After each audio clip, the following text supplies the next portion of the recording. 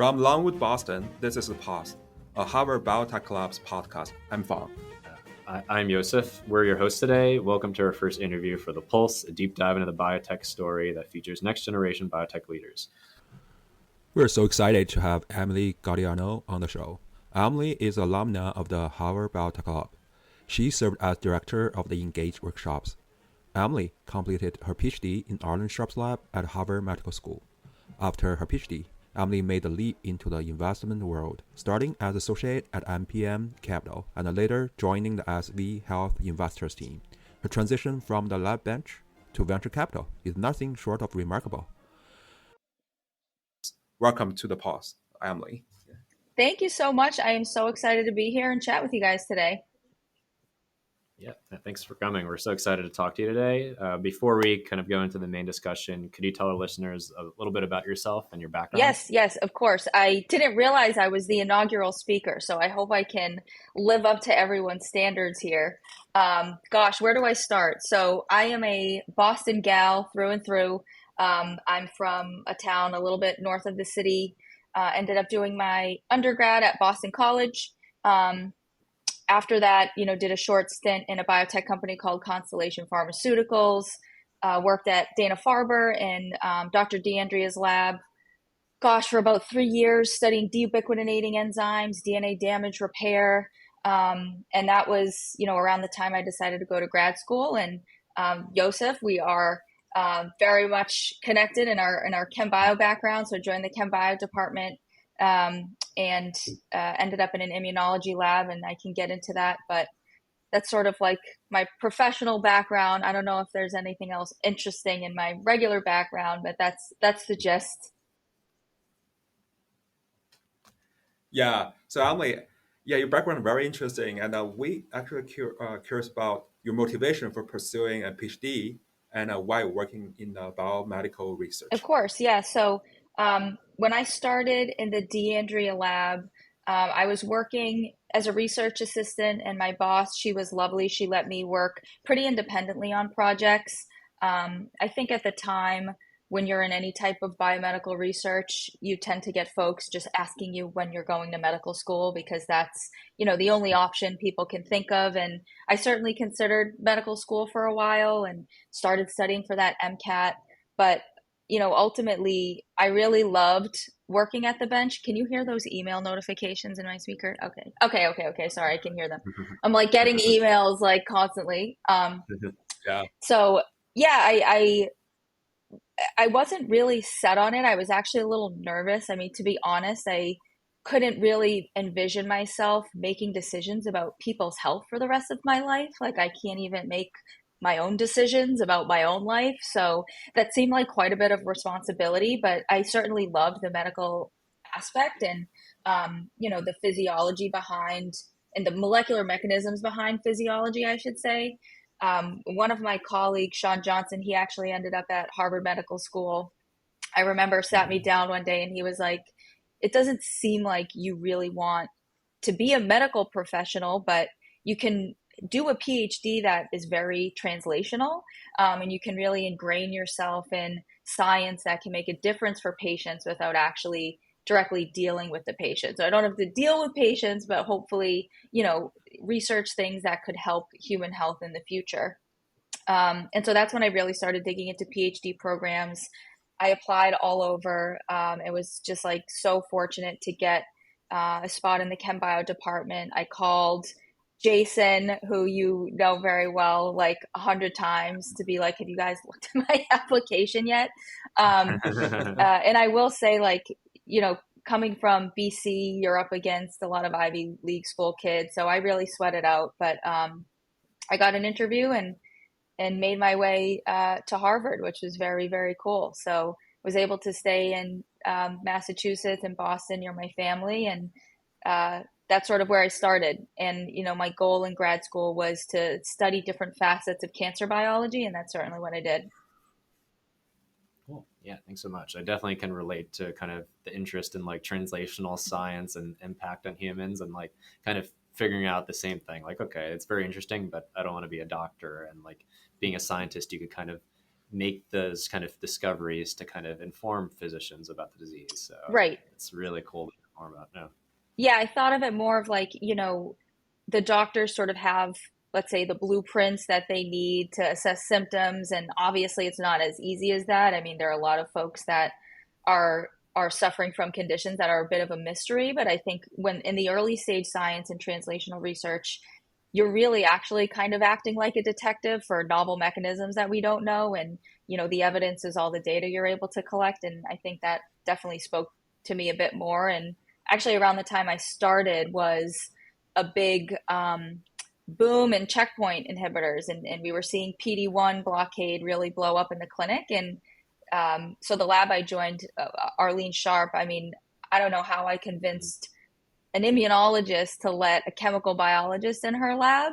But I read those papers and I sat with her, and I remember that initial meeting where I was like, look, this is so transformative for patients, but we still don't understand how this receptor is working, let alone all of the other checkpoint receptors that we haven't really studied yet. And I wanted to use chemical biology and proteomics to study that. And yeah, I think I convinced her, and it was I would say the best decision I made. Yeah. Do you think that's a defining moment during your time in graduate Oh, school? yes. Because Yes, absolutely. yeah, I mean, I was kind of worried. I mean, there was a big learning curve there. Immunology is very, very complicated. And, it turns out now I think it's one of the coolest facets of human biology, just given how much detail is in the underlying mechanisms of how our immune system even works and has evolved. So I did have a bit of a learning curve. I sort of had a lot to prove. And, that initial acceptance into the lab and being able to step up and at least impress the lab members that vouched for me to join was huge. And then, following that, I think putting a lot of different proteomic models and assays and mouse models in place, each step of the way kind of, confirmed how useful I think my thesis was to the immunology field. And I definitely sat through a lot of lab meetings that were littered with single cell RNA-seq, which is the immunology way. But I think a lot of people zoned out when I presented my data. But I hope they learned something, on the biochem and proteomic side. Yeah, I think that's kind of like a typical like chemical biology experience. I feel like everyone, especially when you go into chemical biology, have such broad interest, and I see that with so many of the PhDs. You're like having all these techniques from different disciplines and putting them together. So it's really cool. You're able to like do that and explore a new topic for your PhD as Yeah, well. absolutely. And let me tell you, my paper is still in the queue. So I'm hoping people will read it eventually, but it's in good hands. One of our super talented grad students is still pushing through the reviews, which are challenging, but it'll get there. Yeah, yeah, we're all excited to read it whenever it's Great. out. We go with this one. So one thing we're kind of interested. So you talked a little bit about your research during your PhD, but during graduate school, you're also a member of the Harvard Biotech Club as well. yeah. So we kind of want to learn a little bit more about what led you to becoming involved with the club, and if that your involvement in the club had any kind of impact on your career interests post PhD. Yes, so it was absolutely influential in helping me decide to end up in VC. The Harvard Biotech Club, when I joined, was led by Sufyan, who really took the Harvard Biotech Club, I think, by storm. He came in around the same time. I want to say we were the same graduate year, and just completely amplified all of the different programs that the club had, built them out, into workshops, in classes, networking events. He obviously started Nucleate with Oliver, and these are folks that are just extremely driven, and I think they really transformed the Harvard Biotech Club. I know the listserv went from like a few hundred folks to now, like thousands and thousands of people following the progress. So it was really inspiring to see such a dedicated group come together. It was around the time, probably in my fourth year, where I really had to start thinking about career paths. And, I didn't think I wanted to stay in academia, but was wrestling with, do I join the bench on the industry side, or do I try something different like consulting or VC? But unfortunately didn't have a lot of knowledge there. So a lot of things that happened, I would say, in my fourth year were very serendipitous. I mean, I was very lucky to be at the right place at the right time, talking to the right people. My lab mate, Yefta, who is a dear friend of mine, was working on the Engage workshop series, which was a new way to help academics learn skills in industry. And he was graduating. So I actually took his position, and he ended up at Third Rock Ventures, spun out with a company he built called Abada. So very, very talented scientist. And so once I started working on the workshop series, it just so happened that NPM BioImpact, where I ended up, was giving a workshop. We were planning on pitch deck diligence and design. So I met some of the team there, and you know, meeting the team actually coincided with Yefta telling me that they were looking for a part-time intern. He was working for one of their portfolio companies, so knew some of the partners there. So it all really came together quickly. I sent some cold emails to the NPM team, and yeah, they brought me in for an interview. So the Harvard Biotech Club was certainly the reason that I got those connections, for sure. Yeah, I remember that workshop. It's very useful. I went Yes, there. we still have it. I'm not even joking. The workshop is taking place at our office today. So Yeah. it's led by two new principals, very talented, David and Devin, and they're doing their pitches today. So hopefully the teams have lived up to their company ideas, which will be interesting to see. Cool.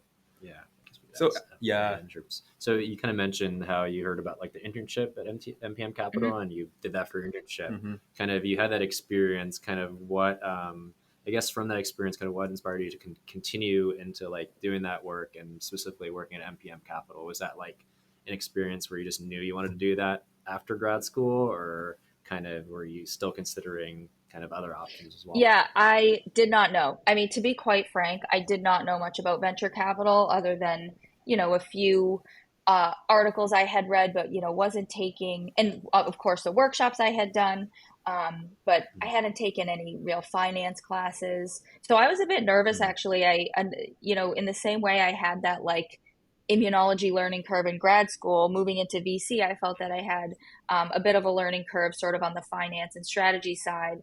But I was very Mhm. confident in my science background. I think I had years of experience under my belt, even prior to my PhD. So when I interviewed, and I try to talk to a lot of students because I know it's difficult to get into the industry. While it's really Mhm. popular now, it's still quite small. And um, I don't know if this would work today, but I remember kind of telling the folks I interviewed with that I would pretty much like sweep the floors at this office if I could just learn from the team what venture capital was all about. And I could totally support them on the science side. I knew I could do that, but I wanted to learn more about the strategy. So I was nervous that it would be more of a financy type job. But what I learned Mhm. in my internship was that it was, 95% ingrained in the science, at least what I was initially doing.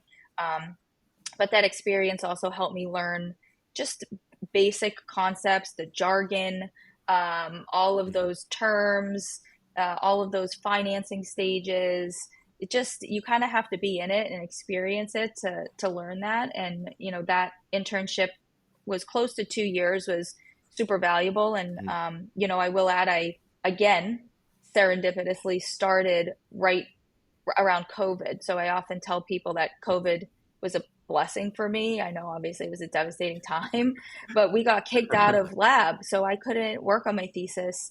And my plan was to go into the NPM office maybe once a week if I was lucky, but I ended up Mhm. throwing myself into meetings that I wouldn't typically be able to attend because everything was virtual. So um, yes, that internship and that experience really solidified that this was sort of the path I wanted to take, given how much science was still involved, which was really useful to learn. Yeah. Okay, great. And you kind of briefly touched on this, kind of like advice for people interested in venture Hmm. capital, kind of trying to learn a little bit more about it. So, like, getting an internship is a great opportunity to learn more about it. But is there any kind of advice you give for people who want to get that internship? Like, what can they do to like, know about this before or prepare? Like, what can they do to like kind of get make them a competitive kind of applicant for an internship in BC? Yes, so it's far more competitive than it was when I applied. I mean, NPM didn't really even have a kind of well-structured internship program. They hadn't even advertised for my position, so it was ad hoc. And Fang, we've talked about this so many times, like Yeah. the main problem is folks will say at an internship, okay, well, you need a little bit more experience, but how do these people without experience get experience? It's like a Yeah. vicious cycle. Yeah. And so unfortunately, I mean, I've recruited for our summer internship, and resumes, like, they all start looking the same, CVs all start looking the same. And so, I mean, my biggest piece of advice is to talk to as many people as early as you can, and start with junior folks. I mean, junior folks like myself are most likely to answer your emails and not get lost in the inbox. So that could lead to them connecting you with a principal or a partner later on. So I think if you're able to get some face time with people, that's one way to get remembered. Kind of have a differentiated, not, I guess, one of the questions people will ask folks interviewing for fellowships is, why do you like venture? And, to have a genuine kind of unique answer to that is always something that's memorable. I think we hear a lot that people, want to help get drugs into the clinic. And I think that's very true. And it's true for all of us. But if there's a specific story or anecdote you have that got you interested, I mean, kind of differentiating yourself just allows folks to remember you, and you'll be at the top of mind when those opportunities come through. And then the other piece of advice I would give is, it's always very impressive to talk to applicants or students that have a pretty good handle on the industry, that are following some of the big news, like recent M&As, key data coming out of AACR and big conferences like that, different trends that are exciting, like ADCs and radio pharmaceuticals, and all of the obesity talk. So if people are following the industry, they do show like a genuine interest in VC. With that being said, there are people that just want to understand what VC is. So that was more like myself, which is why I have sympathy for people that say, listen, I don't know much about this, but I want to learn more about it. And I think there are internships that are more geared to very, very green applicants, that it is a true, mentoring process where you learn from, stage zero all the way through, rather than bringing in folks that have a little bit more experience. And, I think our industry needs to do a better job of having some type of like database or forum where those internships are really outlined and how they differ, because it really gets confusing, I think, trying to understand like where you would fit in some of those particular settings. Yeah, it's great advice, I think. Yeah, it's great advice. Since so many people now are interested in VC, especially people even starting their PhD, kind of know they want to do that. So I think it's good for people to like know in advance to kind of reach out to people and kind of just learn a little bit more about like what they're doing, and also like still being like very like keyed in on the science and know what's happening is important, since everyone, you guys are trained scientists, and even though you're not doing research anymore, you're still like tuned in to like what's the latest kind of developments. Yep.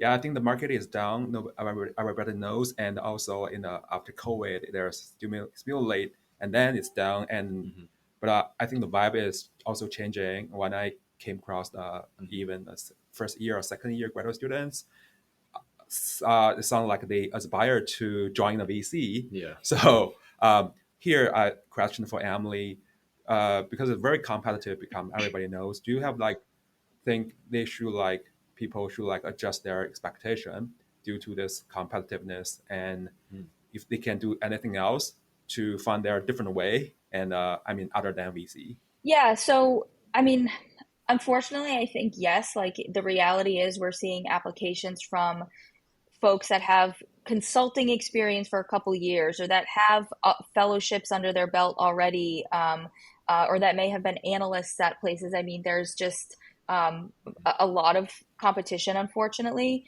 I think one way to sort of differentiate yourself is to really cater your application or your resume or your interviews to be very specific to that particular firm. For example, at NPM, we're very early stage, so we're super ingrained in the science, and having a good technical background is actually more important, I think, to us than having a super solid background on that finance side. We think, if we have an entry level person, we can catch them up there, but we really would rather have them be more technical. But yeah, I mean, I think it, it's always good to collect experiences while you can, whether it's doing a workshop or taking an additional class. And, I know that sometimes it's not as attractive as jumping into like a paid internship. Maybe you have to, I think one thing I think that you do is great is working with the tech transfer office. And that's something you can speak to uniquely to a firm when you're interviewing, because we speak with tech transfer offices constantly. And they very much understand how these types of processes work with early stage companies. So anything that's kind of involved in the ecosystem of VC, whether that's, pharma, a lot of pharma companies have VC arms, investing arms, business development is very, very in line with what we do. Yeah, even like ad hoc consulting or, working on projects that sort of have a consulting feel to them with different companies certainly helps. So stacking the experience is going to be useful. I think in time, people will have so much experience that it's just going to be overwhelming. So I would argue that there should always be space for folks that are very green and that can learn, from basically nothing. And like I said, there should probably be different types of fellowships for those folks. We're just not there yet. So I guess to summarize that long-winded answer, the expectation is totally shifting. You should understand that there's going to be a lot of competition. That's unfortunately the reality. But gaining experience, not necessarily in venture, but in other places where you can apply those skills to venture capital is still going to be very, very useful for sure. Let's go. Oh yeah. So thanks so much for telling us more about that. So since you had gone directly from your PhD to venture capital, and you had like tons of experience in research, whether it's academic research and industry experience, we're wondering like how do the skills you developed in the lab, such as maybe troubleshooting experiments or being able to like read a paper and dissect big ideas from that, how did that translate at all to your current work in venture capital? Yes, very applicable. If you're the type of person like me that just sat in lab meeting and picked apart that data and really tried to figure out what some of those key findings were, whether it was your own presentation or folks on your team, if you're constantly asking questions, then you probably will like venture capital. I mean, sitting in on a pitch is very similar. We see very basic data outlined with, a novel drug or a novel therapy, let's say, and the foundational science that led up to it, the sort of translational scientists that led to the drug, maybe some of the tox and safety data. So we're constantly picking apart basic data, which I think is what you do in grad school. And that part was certainly very, very useful. And I think another part that I think is helpful is when you're in grad school, you learn to communicate your scientific idea in a very clear way. And so, of course, at NPM, we're also company builders as well as investors. So, on some days we wear our investor hat and we pick apart the science and, we listen to people ask us for money and give us the reasons why they need this funding. But on the other hand, you're sitting on the other side of the table with a company creation idea, and you really have to outline those ideas very clearly. And I think that's very much what you do when you're writing a paper, writing your thesis. Like, what are the logical steps here that we came to this conclusion? And that's sort of the way you have to think about putting a pitch together, obviously with a lot more built in to the strategy side.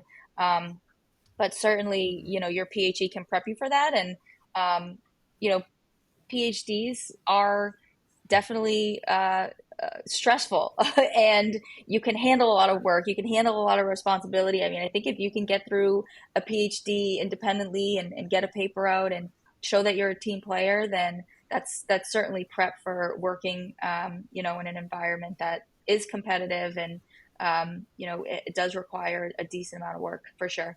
With that being said, I do have a great work-life balance. I don't want to make it sound like VC is like a terrible Mhm. industry. So we heard a lot about a VC perspective, totally different from academic settings. Mhm. And there's always have two directions. One, you always want to, I mean, find a unicorn, maybe like good projects, but always trapped in a bad project. I mean, for scientists, we are like always keep a curiosity and to pursue some good project. And then sometimes you probably waste a lot of time in the bad projects. But at the same times, you have like you probably as a VC venture capitalist as a fear of missing some good opportunities. There's always trade-offs. Do you think like as a scientist, do you need to like turn your mindset when you work in the VC? And can you tell some experience um, with our listener? Yeah, no, that's it's a really good point. I think, yeah, in grad school, you always have like your killer project, you always have your side project that, inevitably you neglect. Um, but in VC, you can't see everything. I think in order to remain or to keep momentum and to keep, I guess, your confidence in VC is you have to know how to take losses. And I think that happens in grad school a lot. I mean, part of my project was just like, like you mentioned, troubleshooting. And at some point, you have to take the L. You have to say, I'm not going to be able to get this to work. What's an orthogonal experiment I can do to show this? And in VC, I mean, it's not necessarily like that, where it's like, oh, this company's not going to go through. Let's find another one. I mean, you'd be lucky if you find one of the same quality that you really like. But oftentimes, you do diligence for months. And someone gets a term sheet in before you have to take the L. Your investment committee doesn't see this as a good fit for the portfolio, you have to take that L. Or the financing isn't a fit, something happens where the deal doesn't go through. So in order, I think those, I think kind of staying strong and working through those challenges and those hurdles, you can learn from grad school and you can and apply to venture capital. But you're right, you do kind of have to flip it in a way where, in venture, you're more looking for things, where in grad school, I think you're more prioritizing one thing.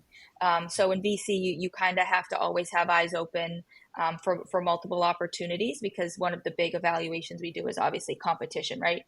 And so you want to pick the company that's leading the pack, ideally, and sometimes that doesn't happen, but you can certainly make a really, really good investment thesis around companies that have a similar, a similar approach. I'm not sure if that's fully answering your question, but yeah, I think I agree with your initial statement that you probably do have to see it differently in venture, but what you learn in grad school will help you. Yeah, I think yeah, that's a good answer. Yeah. Yeah, thanks so much for sharing a little bit more Yeah. about kind of what goes into like working in venture capital. So we kind of want to learn a little bit more about how you see your kind of career trajectory. Like in the future, you see yourself working in venture capital for the rest of your career, or maybe if you have any other interest in terms of, could you see yourself in a role where you're going back to being more involved in the research? Like, would you come back to academia, or you had some industry experience before grad Yeah, school? I Could you think see right yourself now, going sort back of to as a that as junior well? investor, I mean, I really love what I do. And, selfishly, I tell folks like one of my favorite parts about VC, aside from the altruistic part that we mentioned earlier, which is where you can watch drugs march through the clinic in real time and help patients, is, I'm constantly learning things every single day. Mm-hmm. And I just feel like I'm getting smarter. I mean, there's no other way to say it. And the more that you learn, the more confidence that you can build, and you can kind of start forming your own opinions, which is kind of key to do early on in your career. And once you start doing that, you can go toe to toe with folks that have 30 years experience in the industry. And once you have those conversations, I think that's when the real creative ideas come out, and creative ideas are, oftentimes successful. And I'm really enjoying doing that now. So staying in VC is definitely an option. Sort of working my way up the hierarchy, thinking about a partner level role far in the future is definitely on the table. with that being said, at NPM, we are company builders. And I've done a lot of diligence on potential companies, but have not yet had the experience in operating. And so, like many VC firms do, there are folks that can spin out into their portfolio companies if they feel like that's, a more attractive path for them. And I've always thought years and years down the road that it would be really, really cool to one day be a CSO, because I think, no matter what, I'll always be a scientist at heart, no matter how many deals I can strike up in the VC world. You know, Still thinking about those killer experiments is the most enjoyable part, I think, of my job. So yeah, there are options there, but in the near future, I definitely plan to stay in VC, and who knows, maybe decades from now, you'll see me as a CSO if we haven't cured all the diseases by then, but we'll stay hopeful. That sounds like exactly exciting plan. Yeah. Cool. And then we kind of talked for the podcast a little bit more about academic work and like what kind of your interest in science and everything. And we kind of just want to learn a little bit more about our interviewees. So we wanted to like ask everyone kind of, could you tell us a little bit about your hobby outside of work? Yes, of course. And I want to stress that if you work efficiently and you are working smart, prioritizing things, that VC, you can have a work-life balance there. It's a question I get a lot. But you just have to learn how to manage your hours, manage your projects, and these things ebb and flow. If you're working on a deal, you're very busy. If you're not, you might have more free time. And so when I have more free time, gosh, I love so many things. I love to travel. I'm usually traveling to very blue waters, sunny beaches, because I scuba dive. That's something that is near and dear to my heart. So hopefully we'll plan some trips this summer that I'm looking forward to. I love cooking, and I think my friends would back me up on that. I make very delicious pasta, and it's homemade pasta. If you're lucky enough one day to try it. So that's another fun hobby of mine. And then I have a very, very cute puppy whose name is Cashew. He's an 8-pound Maltipoo. And I spend a lot of time pampering him. I actually have no clue where he is because he's so small. Sometimes I get nervous. But thankfully he didn't disrupt us in this chat today. So finding little adventures to take him on is certainly something that I enjoy very much. Yeah. I feel like sometimes when you have a pet, that could be a hobby or sometimes a second job, honestly. Yeah, exactly. That is exactly right. It depends. If he's sick, it's a second job. If I want to go on an adventure, it's a hobby. So it depends. So how do you find sweet spot for your life work balance? I think for some time point maybe very very well overwhelming, and for the VC job, because of timeline, deadline, So any experience to share with the folks who are also busy with their PhD thesis, maybe at same times working in an internship some company. Yeah, I think of course, another thing that is important from coming from a PhD is work ethic.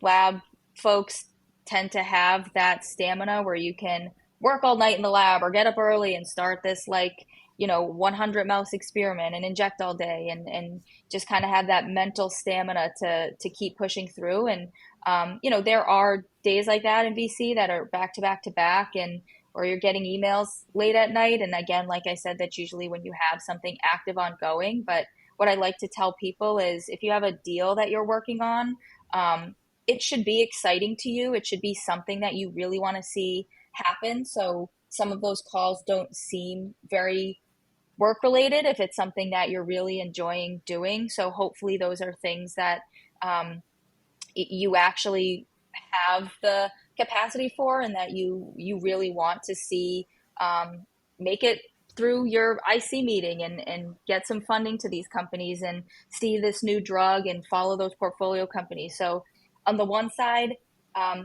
some of the work we do is tough, but I think, if you're doing the right work for the right deals, and it should also be exciting. And of course, that doesn't happen all the time. So you just have to have a mindset of, I have to put in the hours now in order to lead to a successful career. And obviously, if it gets to the point where it's not manageable, then that's not healthy for you. So there's certainly a balance, but for me, I always think that putting in the work now is going to benefit me later on, and I try to look at the work that I'm doing in a really positive light, and that sort of takes the pressure away from it being constant work. Okay. So Emily, I think we have the last question is when did you have the moment like have to make a tough decision, and could you share some experience? How did you make that tough decision or that moment? Yeah, can be very Ooh, general. General don't have to be like a work, maybe life. Yeah, work. yeah, I'm trying to think of a good example where there are some lessons there. I think one thing that was tough for me, um, and and I can explain why I think it's helpful for me, is when I left lab. I had a paper that I was super proud of. Obviously, it took me 5.5 years, um, and I knew that staying in lab to ride out those revisions could ultimately prevent me from getting the position that I have today that would really launch my career. So it was really hard for me to kind of separate from research that was very near and dear to my heart. And we submitted to Nature, and God, I was so excited when I got the email that they were reviewing it. So to leave such like a beautiful piece of work in my mind behind, for folks that it wasn't their main priority was really, really hard for me. But what I really had to do there is trust that my lab mates were going to see that through for me. And um, Tao, who is in the Sharp lab now, who's actually kind of taken this project under her wing and is pushing through these experiments. I mean, it actually helps you sort of trust folks to do work. I think one of the problems I had in grad school was I always wanted to do things on my own because I knew when I would get them done, and when I would get that data, and so on and so forth. But I think when you're working with a team, you have so much work to do, you have to rely on other people and you have to trust in other people, particularly when you're mentoring as well. Like you have to trust that these people and these folks that you're training are going to do the right work, and you really have to help them and push them to get them to that point. So I think for me, transitioning out and it felt like I abandoned that project was sad, but I was able to kind of gain the trust in the lab in order to pick it up for me and use my guidance along the way. And I hope that moving forward, as I continue to work with teams, that you can trust in their ability to do one task and you can do another, and that just makes things more efficient. And it brings many great minds together, and it allows for good teamwork, good mentoring. So that was something that's still challenging. I'm definitely gonna email Tao after this call and check up on her and see how things are going. So yeah, that was one thing that I think was a little tough for me, especially because I was fully transitioning out of academia too, which was a little far. And so that's the example I'll leave. Yeah, definitely think that's something everyone can relate to. Like just being so Yeah. like kind of passionate about their project, and like when you're the one leading it, there's so much momentum. So whenever you leave and hope someone else could do, sometimes there's momentum lost. Yeah, But basically your kid. Yeah. yeah, Right. Yeah. Right. And it's hard to be selfish sometimes, but I had a really great opportunity ahead of me, and I think I would have been worse off if I stayed, and maybe, we're fighting to get a job after whatever, a year of staying in academia. So I think I made the right decision, and yeah, I'm glad I trusted in the folks that are working on it now. So great. Yeah. Well, Great. thank you so much for sharing that and like being our first like guest on the podcast. It was like a yeah, really I good hope I didn't give yeah, I hope I didn't Yeah. give bad advice. People, I hope, again, I'm always happy to be a research for folks, in the early stage of their career. If I have time, I'll try to point you in the right direction. So, yeah, like I said, I hope what I've said is helpful, and that this advice can be a guiding point for people trying to get into the industry. So yeah, I hope I didn't give bad advice. Yeah, I think it was all great advice, Yeah. Emily. We'll see. But yeah, thank you so much. I Yeah. know like it's the start of a work day, so we're glad you took the time to Yeah. talk Of to us. course. Appreciate it. Yeah. And I'm sure a lot of people are going to reach out after getting these ideas and want to hear more about venture capital. So I think it was very valuable to interview you for our first session of the podcast. So thank you so much for Thank you. Yeah. taking the time to be on a podcast that doesn't even exist yet. Yeah, no, I feel so cool. I've never been on a podcast before, and it was a pleasure to talk to you both, and I look forward to keeping in touch. Absolutely.